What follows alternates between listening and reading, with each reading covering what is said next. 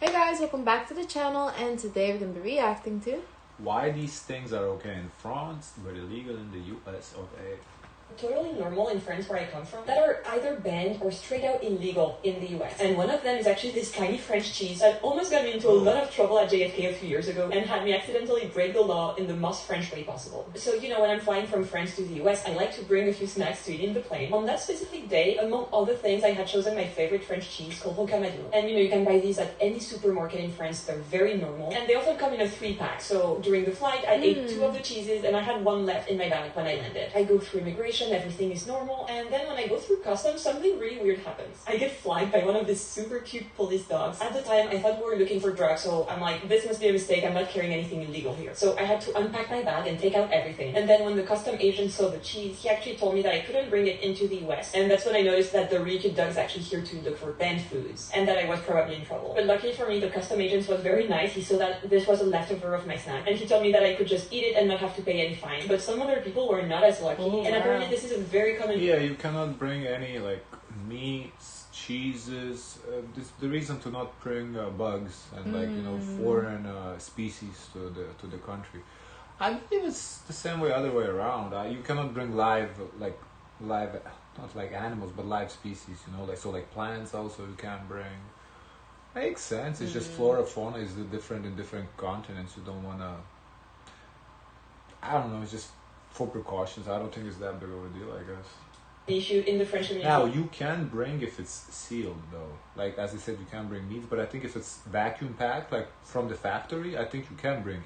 You just can't, bring homemade, you cut your own pork and, like how Lithuania we do the fat, the lard, you do that home, you can't bring that. It has to be, factory sealed.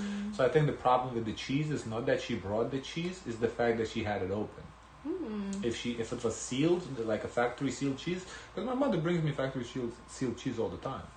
So yeah.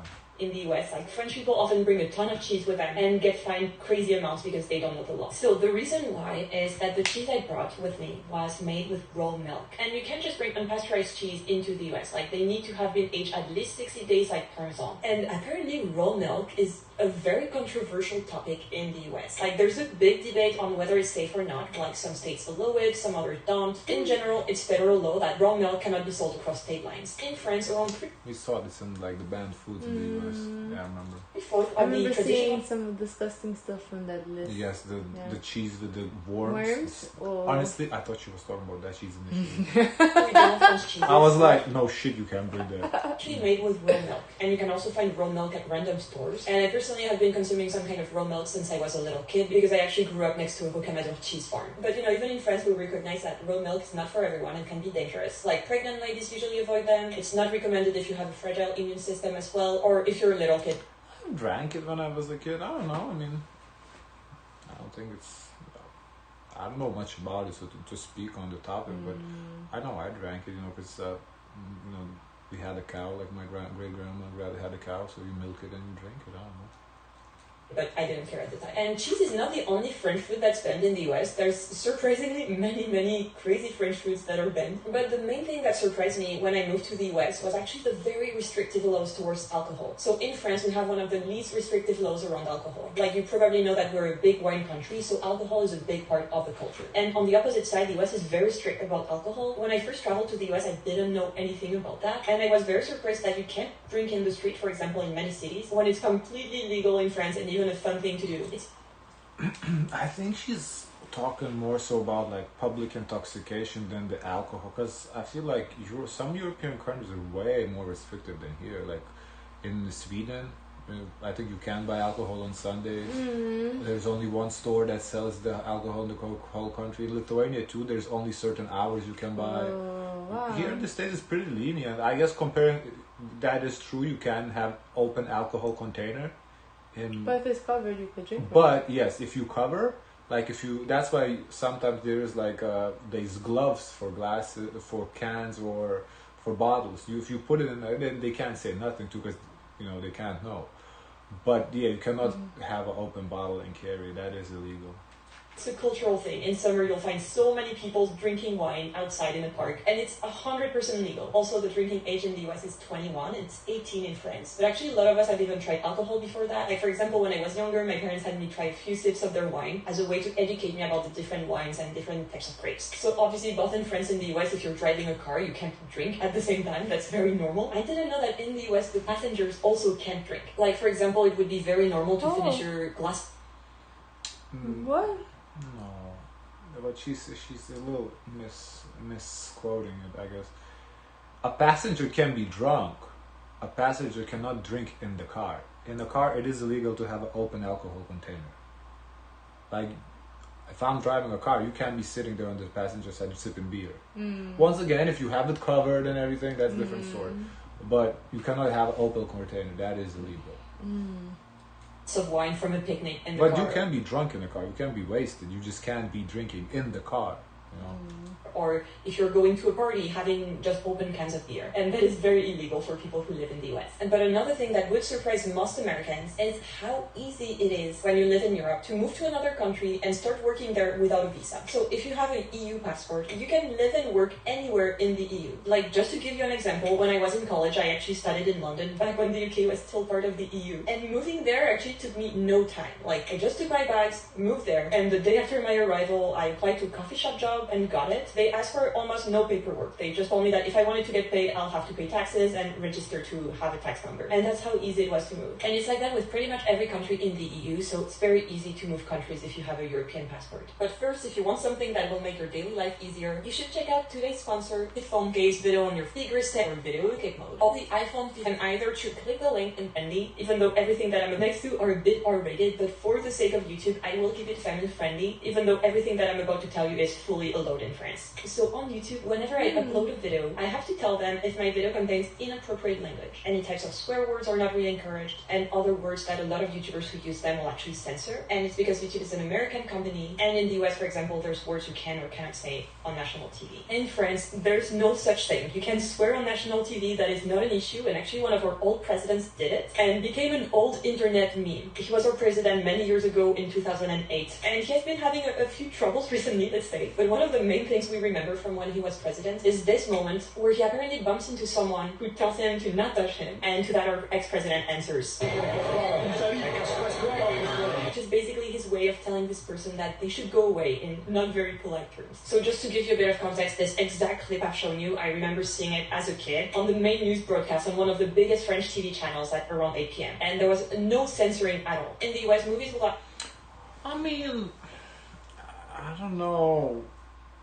Like, if it was live, you can curse. Well, you can, but if you curse on live TV, it's gonna get aired.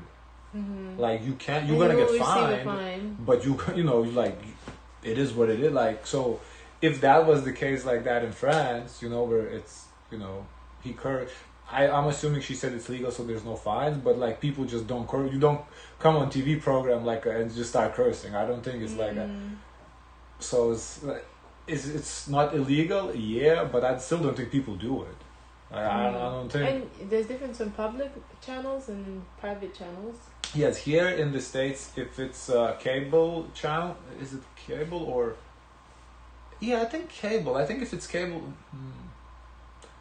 You could curse on cable. You can curse on cable? Okay, so They don't believe. on cable you can curse, it's just on public channels you cannot curse, yeah. So there's certain exceptions, like for example, if they're like a live show, they're very cautious. If they want to air it on something else, like a different network or a different platform, they are cautious to make sure to have it like easy for them to transfer to another platform. Right, yeah, so the cursing is on public, it is prohibited. Same with like the radio. On public radio you cannot curse, but on Sirius XM, yeah, all the songs I've played is their explicit versions.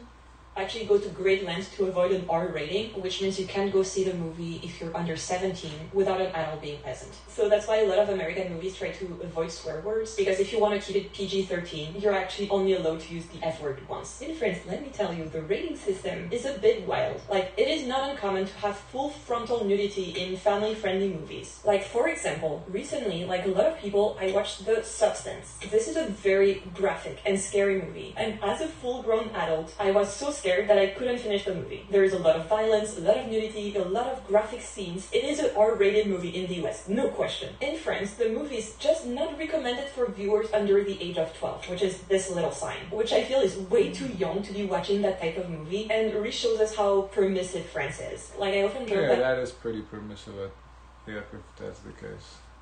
And there's random nudity in French movies for no reason. It's not advancing the plot at all. And an example of that is Blue is the Warmest Color, which is a 2013 movie that won the Palme d'Or, which is basically the French version of Best Picture. And this movie is rated NC-17, which means adults only. I was not even aware such a rating existed in the US, but it's the highest possible rating you can rate a movie. I guess strictly no one under 17 is admitted. And having watched the movie, I won't go into too much detail, but this is an appropriate rating. Well, in France, this movie is not recommended for viewers who are under 12, and that's all. So that might be shocking for a lot of people who maybe are in a more traditional culture, but these are two very extreme examples. And I didn't know it goes higher. Yeah, well, she showed the difference. Rated R, 17, but with a parent. The other one is parent, no parent, you can't see it. Which is kind of, if the parent, I feel like, the parent should be able to tell not to see. What the government can tell the kid what not to see, that, I don't know. Usually the nudity you see in movies is just normal nudity of, naked people doing normal things like taking a shower. That is very common in movies in France, and that's not something that's considered shocking. I feel in France and in other European countries we just have a more relaxed approach to nudity and the human body in general than in the US. However, this more relaxed approach to nudity kind of leads to a few stereotypes that I've seen in a lot of movies depicted. I wonder if it's still like that today. What the attitude towards nudity, because I do remember and recall like, for the French it's like normal everyday thing, so it's like, but I wonder if it's still like that even in today's world. Oh, she's saying it is. The French culture, and unlike what a lot of people think, you can't be topless randomly in France. This is not a thing, and I've personally seen more topless people in cities in the US than in France. Like, for example, it is legal to be topless in a park in New York City, but it is not in Paris. Another thing that tends to break people when they come to France, and that is illegal in the US, is what we call la bise, which is just the French way of greeting people by air kissing their cheeks. So you're not actually kissing the person, you're just air kissing. It's like that in many different European countries as well. And it's very common. And there's many rules surrounding la bise, which I'll tell you about in a bit. It is absolutely fine to kiss your colleagues at work, so to bise your colleagues at work. And I want to tell you a funny story of when I moved to the US. I was working for a French company abroad, and they had a special training for every person that arrived into the company from Europe to tell them what was considered appropriate or not appropriate at work. In this training, they were explaining in no simple terms that if you try to bise your colleagues, so to greet them with a kiss on the cheek, it will be considered sexual harassment and you could get into a lot of trouble. And on my side, I grew up with the habit of kissing people on the cheeks to say hello, so it's perfectly normal. Yeah, I can see it. It's opening yourself to bullshit. It's not illegal, so like I don't think there's a law against it. Yeah. But doing that can be misconstrued. Yeah, I think you're opening yourself to bullshit that you don't need to. Just don't do it.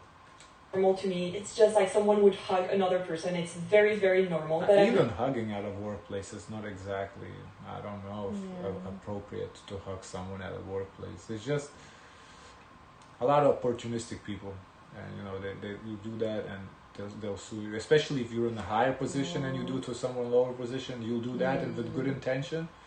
And they'll sue you to just sue you or threaten you to get their leg up. Even the holiday parties, it's like weird to drink with your colleagues. That's the most dangerous one. That's the setup for punchline on that. That's something that tends to... that is a setup. Because you get drunk, you're a little relaxed, you make a joke, you hug somebody, I was harassed. Shock Americans because it tends to get interpreted in the wrong way, which it is not. It is not something, you're not coming on to someone if you're just kissing them on the cheeks to say hello. And it is so funny to me that when Americans come and work in France, to get integrated, they have to learn to do la bise at work. I found this very funny Reddit post where this person started working in a French office and said that she had no idea that it was expected to kiss her coworkers, and she was basically asking for tips to get out of it. And just to tell you, there's many people who don't like la bise in a work context, but it's considered How do you get out of it? that if you work in France course, you will be in weird situations where your colleagues try to kiss you. But the number one thing that gets very, very banned in the US is our weird French foods. And we have so many of them that I have put them in two categories: choking hazards and totally disgusting. So let's talk about the choking hazards first. So you've maybe heard about Kinder eggs. Kinder eggs are a very common candy. I used to love it as a kid, and I was so excited because you get this chocolate egg, and when you open it, there is a little plastic box with a toy in it. Well, this chocolate. The one I tried is the one with the filling in it. That's not a real I like egg. the filling. That's not the real egg. Yeah, this is. This one is like nothing in it after. It's just a shell. You get it for the toy. It's the toy that you buy. It's the, for the kid, it's the toys. You don't buy it for the food. It's the toy that you want as a kid. It's nice to eat it, but it's the toy that. Of a big controversy in the US because people have been illegally importing them, and the FDA is really cracking down on that. Like, apparently how do they black know? market of Kinder. How do I know? Like, is the toy? Is it different packaging? Of course, way different. Yeah. And Kinder had to adapt, and they created Kinder Joy, which is the safe US version where the toy and the chocolate are separate. Apparently in France, we're very big on choking hazards because one of my favorite French traditions is also illegal in the US for the same reason. So this is a king's cake, or called they have this in French, and it's a super fun tradition. It's in early Louisiana. January. You get together with your family and friends, and you No, but I think they put something inside a cake. They had to do the same thing in share Louisiana. this cake, and inside the cake there's. But they don't sell it. They bake it at home, probably. No, they make They sell it. I don't know if there's the baby in it too. I think But it would be illegal tradition to sell. has to have a baby in it. Or what's the point? You can call it a king cake. It's illegal to sell food with something in it, with non-edible stuff in it. I think if you bake it at home, that's of course you can make a Kinder egg. They put the baby on the side. You stuff it in. Like this. A tiny trinket that's hidden, that's called lachet. And if you find it while eating your food, then you're crowned king or queen, and you get to wear a golden paper crown on your head. It's such a fun tradition, but it's also banned in the US. Like, they actually sell the cake at French bakeries, but they will remove the little trinket, which kind of defeats the whole purpose of the thing. And then there's the other category, the weird foods. So here we're talking horse meat, which is still eaten in France, but technically banned in the US. We also have foie gras, which is considered a festive food in France. I'll let you Google what it is, and it is banned in some states. And also blood. Duck fat. Duck fat? Sausage for sanitary reasons. But in Fatty terms duck. of food, it actually goes both ways. Like, there's many American foods that are banned in Europe, and I've actually made a Fatty duck? Foie gras. I think it's a specific part or something. full video about it. So if you want to watch it, click here and go watch it, and I'll see you there. Okay, guys, of course, let us know your thoughts. Don't forget to like, comment, and subscribe. Join the Discord. And as always, share as much kindness as possible.